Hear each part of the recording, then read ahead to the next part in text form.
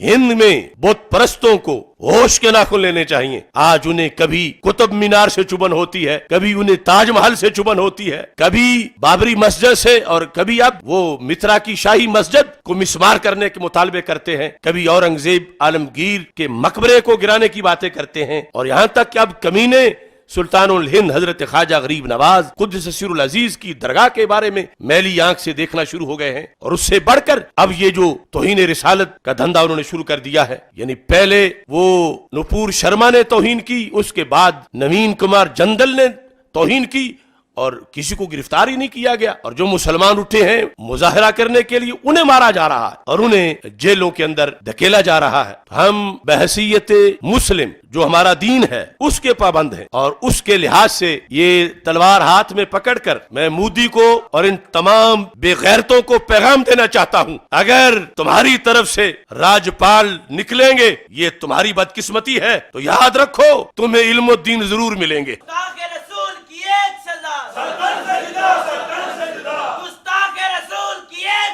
सरतन से जुदा, सरतन से जुदा। लब्बैक लब्बैक या रसूल अल्लाह,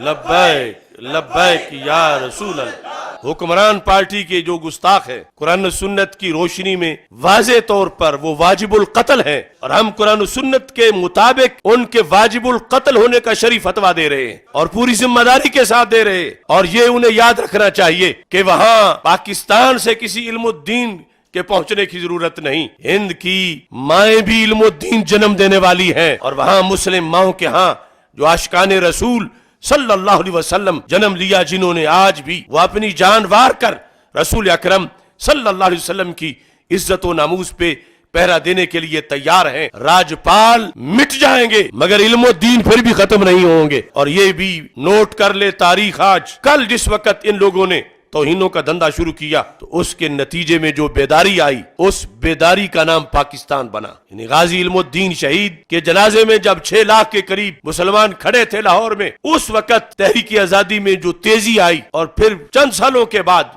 पाकिस्तान मार्ज़े वजूद में आया। आज अगर उन गुस्ताखों को सजा नहीं दी जाती और आशिकों पर जुल्म रवा रखा जाता है हिंद की सरजमीन पे, तो फिर याद रखे मोदी, उन्हें एक नई तहरीक आजादी का सामना करना पड़ेगा। इंशाअल्लाह भारत से एक नया पाकिस्तान बनेगा। भारत के मुसलमान बाकी सब कुछ बर्दाश्त कर रहे हैं जुल्म, मगर अपने सामने अपने रसूल सल्लल्लाहु अलैहि वसल्लम की तौहीन बर्दाश्त नहीं कर सकते। और इसके लिए उन्हें अलहदा जमीन चाहिए, इसके लिए उन्हें अलहदा देश चाहिए। इस मोड़ पर आकर आज भारत का मुसलमान, उसकी बेबसी, उसकी मजबूरी और इस सूरत हाल में जो उसकी महरूमी है, वो उसे ये सोचने पे मजबूर कर रही है, आज नहीं तो कल, कल नहीं तो परसों, ये जो मैं लफ्ज बोल रहा हूं,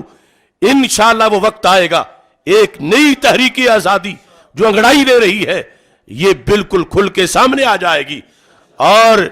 इन बुत परस्तों को सिमट कर फिर एक मखसूस जगह पे रहना पड़ेगा, और हिंद की सरजमीन में एक दूसरा पाकिस्तान इंशाअल्लाह मार्ज़े वजूद में आएगा। लिहाजा आज पूरी दुनिया से जो बेदारी का एक सफर, बिलखुसूस अरब ममालिक, ईरान, अफगानिस्तान और हर जगह से जो सदाए एहतिजाज बुलंद हो रही है, ये यकीनन एक इनकिलाब की नवीद है। इससे उम्मत के अंदर वहदत के लिहाज से भी पेशरफ्त हो सकती है, और इससे एक दायरा तंग होगा गुस्ताखों पर। और यहां यह बात भी बिल्कुल समझना लाजिम है कि अगर फ्रांस के मसले पर मुस्लिम हुक्मरानों ने सर्द मोहरी ना अपनाई होती और कमजोर लाहे अमल ना रखा होता, तो आज इन मूत पीने वालों को कभी ये जसारत ये ना करते। लेकिन उस वक्त बहुत से हुक्मरान सो गए और उन्होंने उम्मत की नुमाइंदगी नहीं की। और इस वक्त भी जितना जबरदस्त एहतजाज भारतीय हुक्मरानों के खिलाफ जरूरी है, इतना ही जबरदस्त या इससे भी कहीं ज्यादा आज भी फ्रांस के बेगैरत हुक्मरानों के खिलाफ भी जरूरी है। और जिस तरह कल ये मुतालबा दीनी था, शरई था, जरूरी था कि फ्रांस के सफीर को जूते मार के निकाला जाए, आज भी वो मुतालबा उसी तरह बल्कि उससे भी ज्यादा अहम हो चुका है कि उन्होंने औरों को भी तौहीन का रास्ता दिखाया और उनको उनके खिलाफ भी एहतजाज की सदा बुलंद की जाए।